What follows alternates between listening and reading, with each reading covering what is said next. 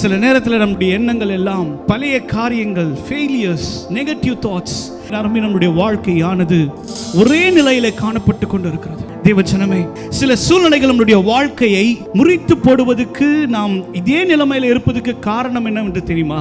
நம்முடைய எண்ணங்கள் தான். நம்முடைய எண்ணத்திலே பழைய காரியங்கள், சில பேர் பேசினதான வார்த்தைகள், சில பேர் உங்களுக்கு திட்டினதான வார்த்தைகள், சபித்த காரியங்கள் உங்களுடைய எண்ணங்களுக்குள்ளாக இருந்து உங்களால் முன்னேற முடியாமல் காணப்படுகிறது.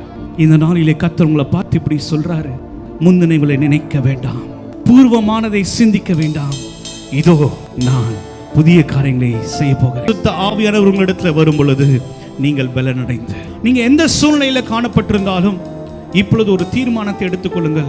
கர்த்தருடைய சமூகத்தில் மட்டும்தான் உங்களுக்கு விடுதலை.